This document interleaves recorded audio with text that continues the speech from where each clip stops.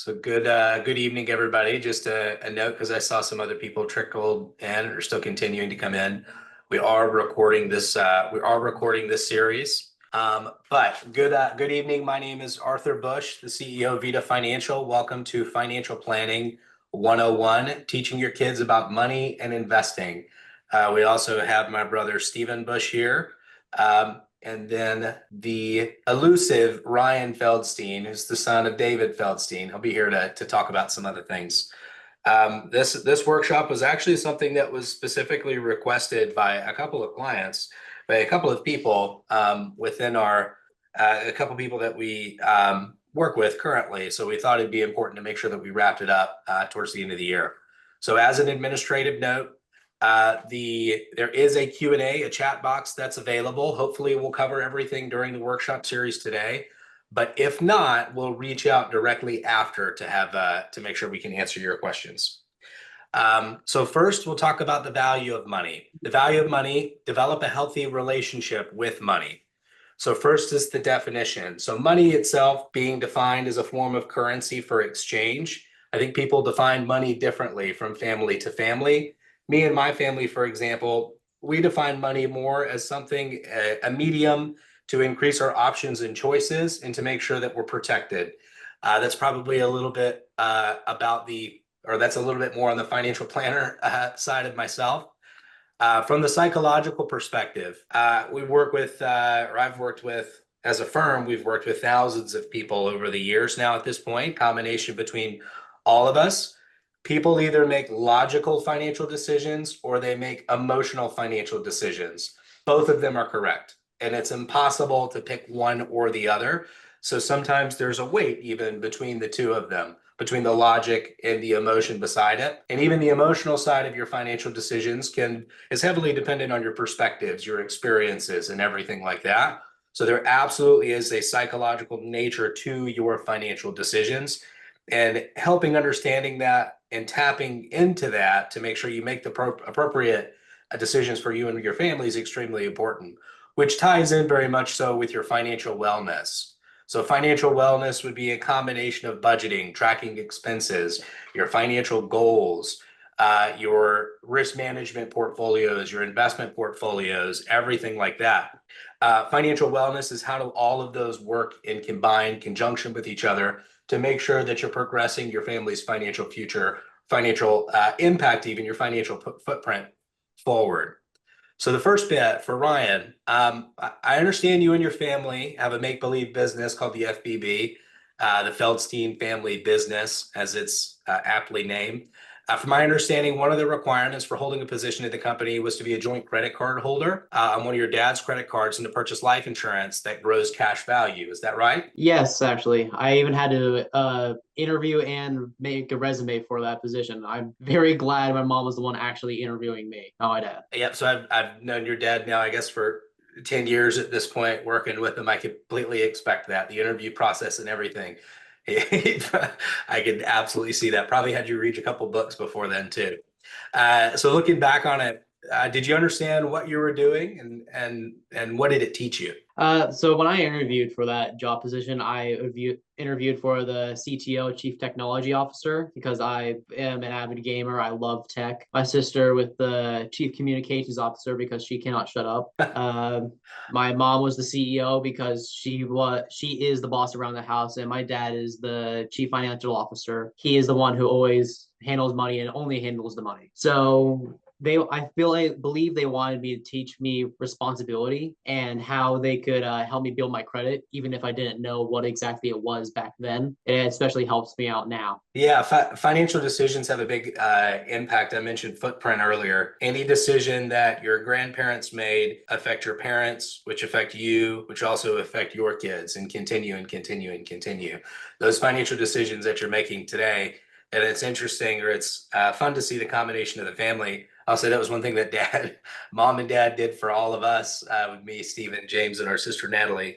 We had these family meetings where we would get together and talk budgeting and all of that kind of stuff when we were very young. So they instilled that in us from a very young age. So next, spending and savings, our needs versus our wants, and that's Steven's going to cover this. Yeah, and super important to financial planning 101. I'm pretty sure budgeting and cash flow, is like just introductory coursework to any program, no matter if it's like financial literacy at the local YMCA or if it's a top tier university. So when I ask the question to clients, what is your most valuable asset? Most people would typically respond with my house, my boat, my car. Ryan may respond with a really high dollar gaming system or graphics cards because those are like $50,000 these days. Now, the reality is that your income is your biggest asset, which is why you should be very intentional in what you do with it. It's the most basic building block of personal finance. What are my inflows and outflows? And it would shock you, quite frankly, most people who enter the process, no matter if they're high caliber business executive, manufacturing directors or anything at all like that, most people do not implement expenditure tracking in their own personal finance, which is why I'm a huge fan of what the Feldstein family deploys. And it is part of what our professional process in advising financial planning clients is that you should run your personal finance like a business. You should have a P&L. You should know exactly what your business needs to run. Most clients can't tell me what their actual wants and needs are because they themselves have just never gone through a process of writing it down. So it's one of the very first where do I start conversations with clients? I am talking about cash flow and resource allocation of that cash flow. It affects taxes. It affects, where you end up in the long run. And so the first step is always identifying your needs. What exactly do you need to operate the personal P&L? And then you determine your wants. You'll notice it on this list. Most of the wants here are not, physical objects. They're not material objects. And this actually really matches with client expectations and how experientialism and commerce is really taken shape, and people plan that way now. People plan around, or we have to coach them to plan around, what is the ideal? What is it that you want to happen? And that's not necessarily just a physical thing. It's, does retirement mean for you that you want to be able to travel abroad and work reduced hours, but, work in another country every month? Like what do those types of things mean for you? So spending and saving, your cash flow, the needs are important. The wants are important, but we have to encourage people to go beyond thinking what their physical wants are. What is the ideal end state for lifestyle that you're aiming for? So Ryan, I understand that during one of the business meetings, which I would have never attended, and I'm really sorry that you had to do that, but much respect to Dave, because I would beg my kids and my wife to do that these days. My understanding was to discuss that since you had completed your Eagle Scout, you finished up fencing season, you had extra time on your hands, you had to find something you're going to do with that free time, right? What was it? So I had a lot of time on my hands between then and in between the college. So I decided to get myself a job at Publix as a deli clerk. Okay.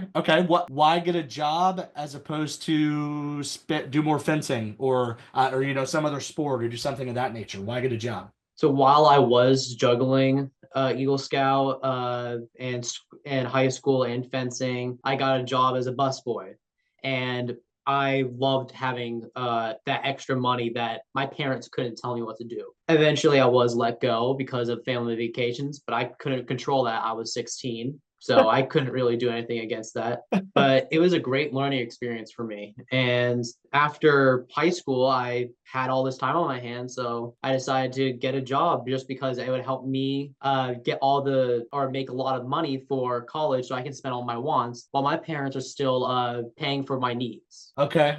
That's why I'd say that's certainly the most efficient use of resource allocation. So let's talk about that actually. Let's dive into that. So you worked a job, we earned some extra money, right? You earned some extra money. So what do we then do with that extra money? So the next slide, investing, building wealth through knowledge. This next slide talks about or touches on very briefly just some of the concepts that are really relevant in today's investment environment. And I will talk a little bit more about just kind of the information environment and how important it is to tap into good investment advice on a later slide. But to touch on these, what do we do with that excess after we earn it? One, You want to find something to invest it in that you believe in, you support, you think is going to be successful. It's not a very good idea to invest in things that you don't know anything about. So with all the different concepts out there these days, like the NFTs, the crypto stuff, really just, being able to have Robinhood in your hand or any of those tools, and at the click of a button, as an adult, as a young adult, click of a button, you're able to participate in the stock market. And so the best way to build wealth, I think investing in the market is really important, but you should also invest in yourself, invest in learning, invest in knowledge. There are so many incredible YouTube series, so many incredible educational content series out there, free resources that talk about the power of compounding and what it can do to money over time, diversification and how that can help you mitigate risk, and other really important aspects of where to, again, allocate your resources. So really always implore people, go out and do your own research. There's so much information out there. Now it's really, really hard to know what is good information. And that's why I always recommend you have a team or somebody that you trust, you have a good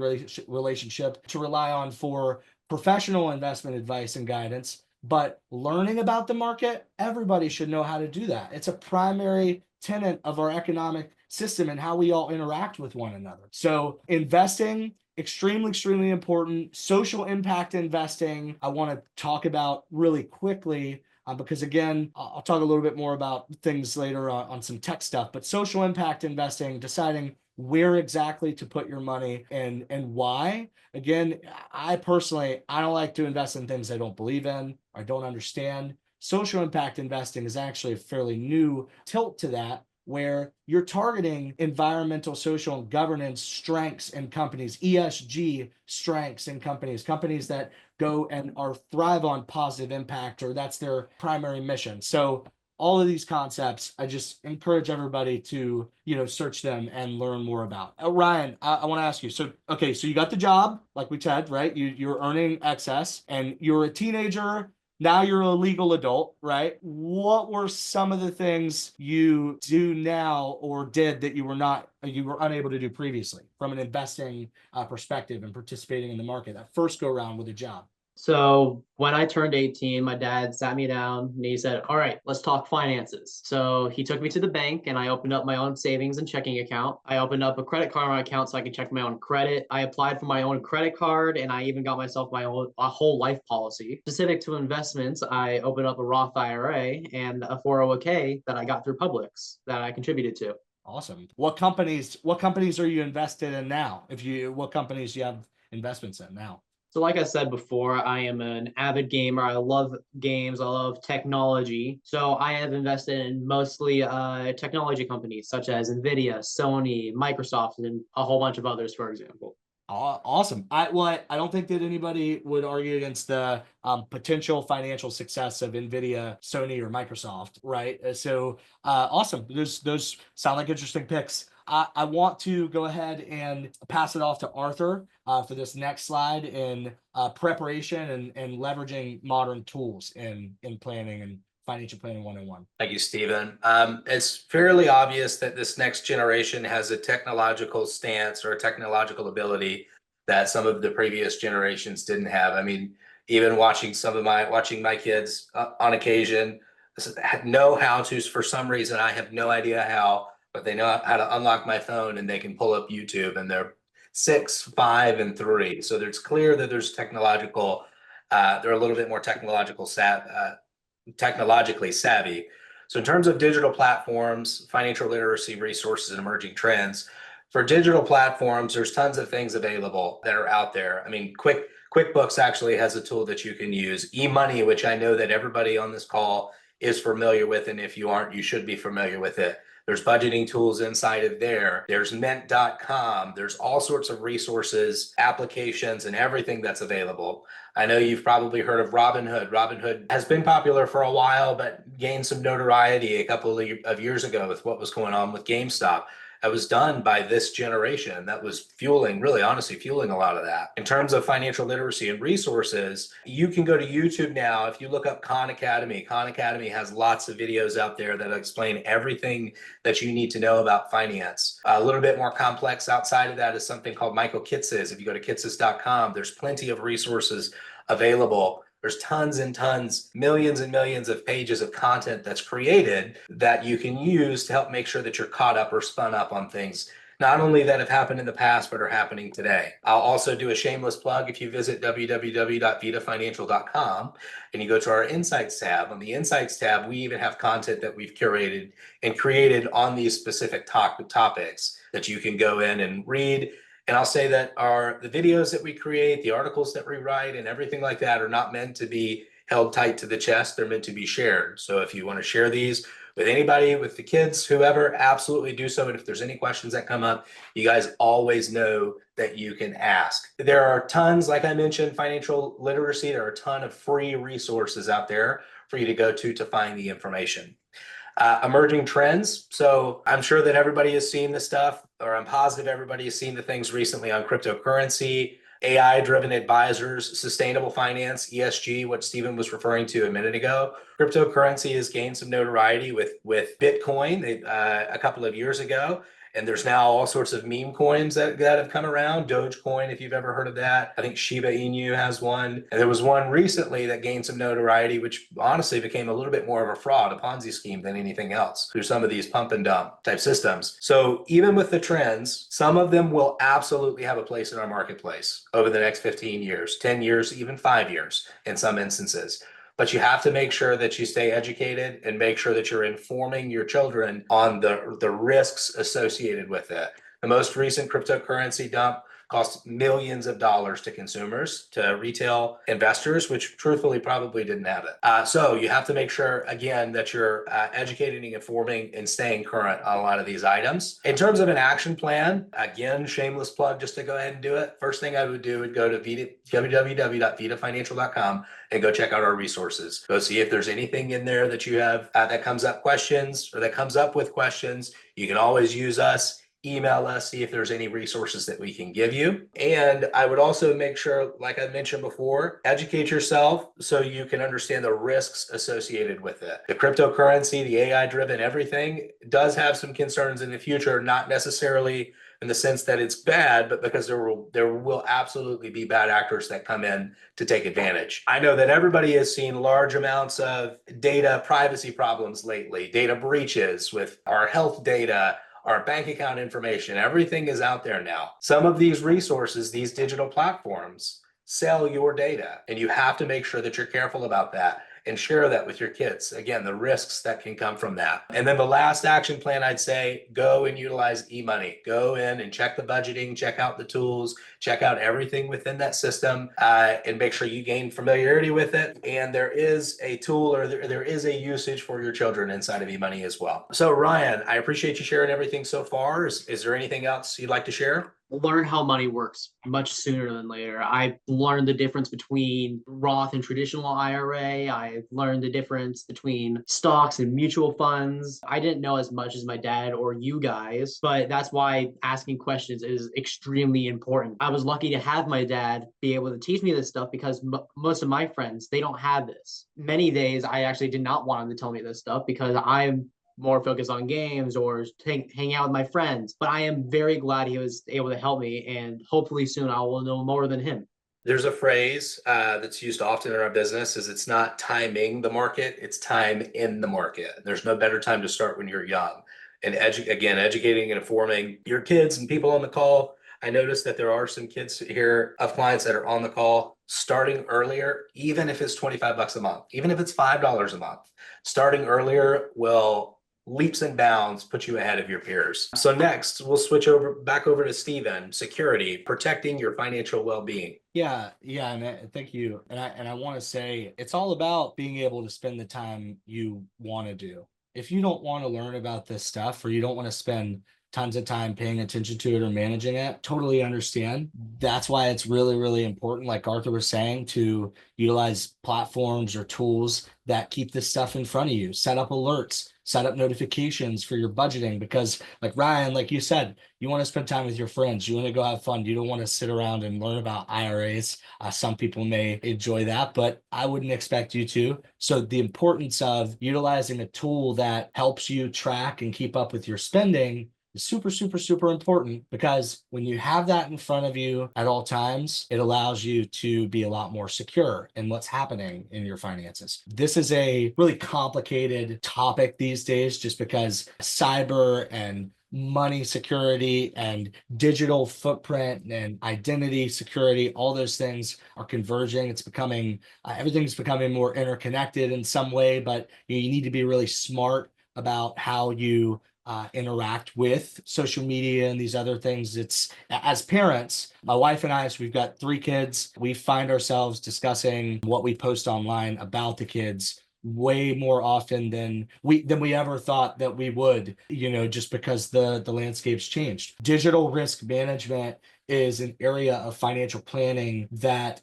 has really become a primary focus in conversations over the last couple of years. Because there's just so many things to mitigate and prepare for. So the first thing that we always talk to people about is, how are you presenting yourself online? What type of information of yours is online? Because that is your digital identity. That is you. If you, as young adults, kids, you may have social media, you may have these at sometimes school websites or these other platforms that you're interacting, you're communicating with your peers. You need to be really careful about how you communicate and the information you share, because that information, once it's out there, it's out there. And a lot of times these days is being utilized for, theft of identity, so that people can try to open up credit cards in your name. People can try to access your online profiles and your bank accounts. To talk about with clients, what we're oftentimes protecting against is removing pictures of somebody's home off Zillow. When you go and buy a property, you list it, or it was listed, that person probably listed it on a website like Redfin or Realtor or Zillow. When you buy that property, did you go and have those pictures taken down? things like that. Are you utilizing a service to monitor your personal information, and if it's out there, and if it is circulating on the dark web? If you have a credit card these days, those actually offer more protections around spending than just regular debit cards. So they're meant to allow you to protect yourself from fraudulent charges and things like that. So are you utilizing the right cards when you're spending and interacting with the public economy? The other thing that we have to talk about a lot these days is data protection. Everything is digital now. People utilize their phones for everything. So you go travel, you're at Starbucks, you're hanging out with your friends, you're on their Wi-Fi, you're utilizing public Wi-Fi to access your banking or to shop or to do whatever else. You're downloading apps, all these things. That's a vulnerability. You're vulnerable. And it's really important to understand why. Another area that is become more important today than a few years ago, and this would be just the last one I'd really focus on, because I could talk about just security and digital protection and these things all day long, is ad tracking and location tracking on your phone. I oftentimes find myself telling clients to download applications like DuckDuckGo and turn on the service that they offer that tells you what applications are requesting what data. I don't know if you've looked into that before. If you haven't, I would encourage you to. I believe it's called like mobile ad tracking or something like that. Your phone in your settings has location settings and ad and marketing, advertisement tracking, location data. So all day long, people think of this as a phone, but you should really think of this as a radio antenna. You are broadcasting all day long. So you need to be really, really smart about what you're broadcasting and to who, because it could be used against you to get at that incredible, those stock picks that you have, Ryan, and NVIDIA and Microsoft and these things, this stuff you've worked hard to protect, or hard to make, and generate. You should also work really hard to protect it and be smart. So data management around that, avoiding scams, making sure that you're tracking your information or keeping up with it online, and also monitoring for, because there's services out there that will actually work to remove your information, your personal information, and your family's information. There's services out there that work to fight against this, and I just encourage everybody to research that. But so speaking of security, digital, cyber, all that, this is just a subset of a broader area, just risk management. So making sure that we're preparing for that. Arthur's going to take us away on this side. Risk management, I know this is a discussion that we have often, not only in our financial planning process, but in workshops similar to this. And risk management absolutely applies as you go down line in your families, from grandparents to parents to kids. There's multiple different types of insurance: your health insurance, life insurance, your auto insurance, renter's insurance, home insurance, there's pet insurance. There's a new type of insurance that's created just about every day, all over the place. The same ads and the same requests that you're getting, your children are also getting. And make sure that you inform your children of what that is, what those mean. The importance of the lifestyle guarding, explain the importance of having the right coverage for unexpected events to your children as well. Car accidents could be things happening in their apartment complexes at their universities. And whenever I was in college, I had somebody steal some things out of my apartment complex. If I didn't have the proper insurances, then I would have been in a lot of trouble. When they go to college, they take their laptops, they take their expensive things, they take data, they take all sorts of things with them. And having the proper types of insurances is crucial to make sure that they're protected even when they're outside of your house. Cost benefit analysis. How do we evaluate insurance policies for affordability and adequacy? That's a very difficult one for you as a parent. Just imagine what it is for your kids. I would say property and casualty insurance, being your auto and home insurance, specifically with auto insurance, is a very complex area that offers a lot of exposures for car accidents and everything else. And you really have to understand the nuance of the policies to make sure that you're protected. And a lot of times property and casualty insurance also will include any cybersecurity or cyber risks now as well. You just have to have the endorsement, which in terms of threats, Stephen mentioned earlier the phrase, I can't remember exactly what it was, but something to the effect of interacting with the systems. Your children are interacting with applications and everything on a day-to-day basis. This is the first time in history that those systems are also interacting with us. And if you're confused about it, that's something that you absolutely should make sure that you're learning and staying ahead of, to make sure that we're, again, having the proper amounts of insurances and everything in place. Proactive planning. There's an absolute importance to re-evaluating insurance needs as life circumstances change. Health insurance is a big one. I mean, health insurance, when does your child fall off of your health insurance policy that you have at your work or your employer? When do they lose their coverage? Do they know that? Or are they informed of that information? When do they fall off of your property and casualty insurance? When do they fall off of any other type of insurance that you may or may not have? Are they aware of any life insurances that you have to cover needs, to cover student loans, to cover a mortgage if something happens to you or your spouse? Are they aware of any of those items? Because they're the ones that are going to receive them. Also, again, I know I've said it a few times, but do they have the proper amounts or the proper types of insurances? It's crucial. The same questions that you have are the same questions that your kids have. Make sure that they stay educated and informed. Ryan, so a couple questions for you. Do your friends ever talk about risk management? Is that a topic of discussion on your Xbox Live headset whenever you're playing your games? No, not at all, actually. I actually have my dad to tell me about all this stuff, but when it comes up to a friend group talk, no, not at all. Yeah, it's interesting because I know that like the cryptocurrency talks are frequent. I know the finfluencers and things like that talking about how to earn money, gain money, and all that stuff are all over the place. But risk management is not a discussion around that, especially cryptocurrency being a very large risk. And I'd say it's important to make sure you have that discussion. Now, Ryan, you were talking about this earlier, but we know that you have life insurance. Why do you maintain it?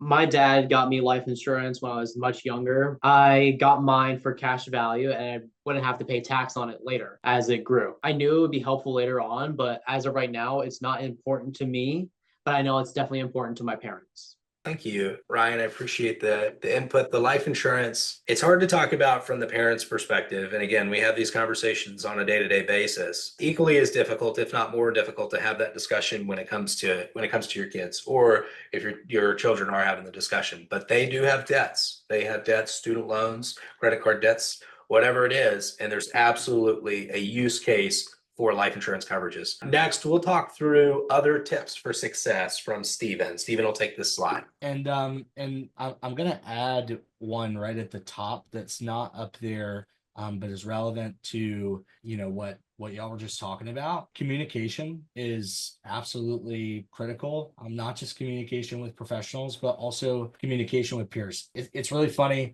Ryan. Yeah, I know Arthur's ribbing on you a little bit about the game stuff, but like, so I'm a millennial, and I hang out with adult friends in Discord at 10 o'clock at night, maybe once a month when I have the time, because every other night I am working to the bone. But I have friends that, you know, we talk digitally, gaming or whatever, and actually these topics do come up from time to time, you know, and it's really interesting because I think that, again, the interconnectedness and the communication and these types of topics, personal finance, education around the markets, because they've really become mainstream, put it that way, these conversations are happening in places that they have not had before or happened before. So I think that's a huge tip for success is communicate. You learn through communication. Consistency over perfection. I talk often with people about not making a decision is a decision. Whether or not you're doing something right is oftentimes less important than whether you're doing it at all. So consistency and in every single day, like Arthur said, am I saving, if it's $5 a week, if it's $25 a week, it doesn't matter. The consistency of doing that is what matters. And not just because it sounds cool and because a professor or a teacher or a mentor or a parent said it, is because from a mathematical perspective, when I invest in the market, there's a concept called dollar cost averaging. I would encourage everyone to go look at or look up, and that concept that serves a great example as to why consistency in the market and investing in the market at a regular frequency mathematically oftentimes results in a better adjusted rate of return. So it's not just something that sounds cool. It matters in terms of how you plan financially. Again, seek advice, communicate, being adaptable to change. There is significant change is the only constant, as that's not a profound statement. And so as Arthur and I started the firm together in 2015, and we've built things and have worked with clients over the years. Our advice, guidance, and counsel has changed. The way that we deliver that information has changed. The way that we service those relationships has changed. Less than 5 years ago, the risk management Arthur was just talking about, less than 5 years ago, if we wanted to submit an insurance application, we had to fax that. And so, you kids that are on this call, you don't even know what a fax machine is. And that's a great thing because they're terrible. Now I can just scan stuff right here on my phone and it's here. And so not only adaptability for you as a kid in interacting with the economics and those things, but also the adaptability of the businesses and the companies and your parents and how we're all learning these things together. We're all having to be adaptable together as economics and finance is changing. And that does lead to a mindset shift. Having to coach 60-year-olds to spend their money because, they grew up under the assumption you don't take loans, you work hard and you make sure that you only spend within your means, and all those things sound like common sense, but the reality of today's workplace environment and wages and all these other things, it's not that simple. And so really figuring out what is important to you as an individual or a family unit in planning and figuring out how you want to live your life and what's important to you and your wants and needs, like cash flow we were discussing earlier, it takes a mindset shift. It takes sometimes talking to professionals or peers and having a conversation and being open to shifting your mindset on maybe what retirement means or what college savings means as a more relevant topic to this. The last piece is treat yourself, celebrate milestones. You should always give yourself a pat on the back, not in a narcissistic way, but when you really accomplish something.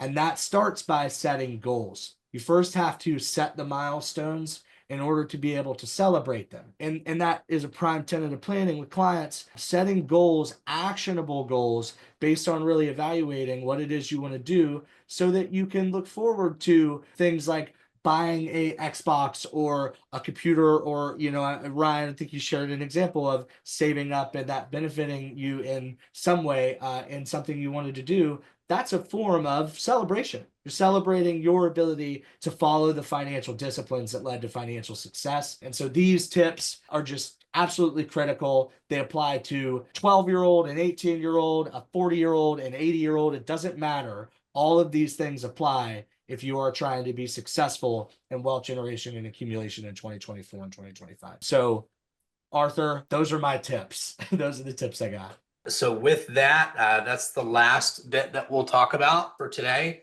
Now, as we wrap up, we do have some questions that have come in that we want to go through and answer. So I'll go ahead and do those. First, before I do that, I want to make sure that everybody knows we do have a book. It Makes Total Sense is the title of that book. We have multiple copies of that book that we'd like to send out. If you would like one, please put a message in the chat or shoot us an email. We can make sure that you guys get one out. And it's written by a colleague. We have that book physically in our possession, but we didn't author it. We did not write that book. Yes, that's correct. Yeah, my phrasing might have been not great there. We did not write that book. That's right. Just to make sure that legal heard that. So first question, what happens if I start too late? And how do you work with parents and their kids? Too late is tomorrow. Today is not too late. The best thing you need to do is start today. The best gift that you can give your children is the gift of foresight, for sure, 100%. People talk about it all the time during meetings. I wish I had done this earlier. I wish I had started this earlier. Okay, well, if you're going to talk about it, then make sure that your kids are about it. Make sure that you're informing them on those decisions that you should have made before, so now they can help themselves and put themselves in a better position. It's the best gift that you can give them. How do you work with parents and their kids? So we work in multiple different ways. A lot of times we work with grandparents, parents, and then their kids to make sure from the estate planning space, things pass in the way that kids or parents, like I mentioned, expect them to. We're more than happy to make sure that your children get the resources. We're more than happy to make sure that they get the information that they need. We can absolutely set up times just to talk with them and make sure that they understand what's available so they can make decisions that are best for them. Again, the gift of foresight, one of those things is that you have us as an option, us as a resource that you can lean on. That's what we're here for. We're here to educate and inform and empower our clients to make the decisions that are best for them and their families. Now that goes both ways. I know this is specific talking about kids, but also in the up channel when it comes to parents and grandparents. It's important to have these discussions with them as well. Stephen, there's a question. The next question that I have, what types of insurance should I be looking at for my children? If you want to go through that. Yeah. I'll answer and reframe because it's a question that comes up often is what types of strategies should I be looking at for my children? And insurance is one of them, but not the insurance that most people think of in terms of like a term death benefit. There's a bunch of different types of accounts and strategies that most people will consider in how they're going to save money for their kids, the strategies they want to deploy. There's things like 529s, which can be used for education spending, private school expenses, in a lot of cases, college, things like that. There are UTMA custodial accounts that back in the day used to offer a little bit more effective of a tax help, but nowadays they don't so much. But there's something there. Roth IRAs, for kids, that's oftentimes asked about. But there's rules around that, and whether or not you can contribute if you earn income, these different things. But one also super valuable strategy when it's deployed right is something called cash value life insurance. It has to be designed right. The most common strategy out there is with parents. They utilize these policies to store assets, cash investments by way of premium, for the child who's insured by the policy, and that money grows tax deferred. So it grows just like a Roth IRA. There are other restrictions around accessing the money and things like that, but they're very, very effective. And so much so, oftentimes, I think a lot of the carriers out there refer to them as a gift of a lifetime or a similar type of, strategy definition, just saying, hey, this is a way for you to transfer assets to your kids by way of a little bit more of a creative strategy. So yeah, that's the types of insurance, to look for kids, types of strategies on the insurance side. Cash value accumulating vehicles typically are what people are looking for so that they can grow assets from a tax deferred standpoint. Thank you, Stephen. Next one, what are ways that I can help my children prepare for their future financially? There's been quite a bit of things that we've covered during this. The biggest one is educating and informing, making sure that your kids know, making sure that they know what's available and what's out there. And take it definitely from the protection stance. I mean, especially if you're a parent, we all know what it's like to protect your kids and the want to make sure that they get the education, the information, and they are protected from any bad actors out there. That's a very big one. It's really difficult for a child to be successful in life if they start out in a hole, if they start out with a problem. I'll also say, I mean, inheritance navigation is a very big one. That's a very big topic of discussion that we talk about right now. If something happens, are there assets being passed to kids or grandkids? Is that your desire, for one? And then for two, how are we going to structure that? How are we going to make sure that the kids know what's available and exactly how to make sure that it's maintained throughout their lifetime so they can pass those assets to your grandkids, and so on and so on and so on. Like I mentioned, your financial decisions have impact multilinear. But outside of that, it's very important, like I mentioned, to educate and inform. I'd say the book that we were discussing, that's a great one, which actually discusses or talks about the best way to help prepare and puts it more in a digestible language so you can take the information and share it with kids and grandkids. Last question that I have, how do you determine which credit card to use to help a child build credit? I can take that one. It's funny that the same way that I would determine which credit card for myself to use to build credit or, to obtain something is there's, like we've talked about, there's so many good resources out there. Credit Karma, Free Credit Report, Credit Wise. There's so many different resources out there that allow you to become really tapped into what your credit profile is, what is impacting it. And I think that's just as applicable for somebody to sign up when they're 18 or 38. Doesn't really matter to me. And the reason I highlight those tools is because the more you know about your credit profile and what's impacting it, the more you know how to navigate the space and which credit providers, banks may be a good fit for somebody in your situation. There are countless lenders out there. They all have different perks, pros, cons. They all have different things going on. Best thing you can do is understand where you're at and who may be interested in lending to you. Now, Arthur mentioned something earlier that I think is important to highlight. When the service is free, you're the product. So when you access those resources and they're helping you monitor your credit profile, a lot of times they'll also have an area dedicated to marketing credit cards to you or lending products. It's really, really, really important to handle that responsibly. You should not be signing up for every credit card that you get recommended by your Mint account. But what you should do is when you are interested in obtaining a credit card to help your child build credit, or if you're a young adult interested in establishing a footprint yourself, do the research through those tools to figure out what credit cards are available, even what types, like a secured credit card or an unsecured credit card. And those are different things and they help you in different ways. And the lenders that give them out are, you guessed it, different. So how do you determine which credit card? It's a little bit of an arduous process, but first it starts with knowing where you are in your credit journey, whether you have credit or not, or if it's established or not. You should know that and know what's impacting it. And then you go out to the marketplace and you research, literally just search best credit cards for cashback rewards, best credit cards for subscriptions. Do the research at those institutions, look into it, and you try to find the one that aligns with your needs the most is the answer. Thank you, Stephen. So with that, we'll wrap up. We'll wrap up for the evening. I appreciate everybody's time and coming. I know it's 6:20 on a Thursday, so it really does mean a lot to us. As always, please use us as a resource. That's exactly why we're here. We're here to help out, not just you, but your families. I mentioned educating, empowering, and informing our clients to make the decisions that are best for them and their families. So again, we're always here. So with that, we'll finish up for the night. It was good seeing everybody's names on the panel, and we will see you soon.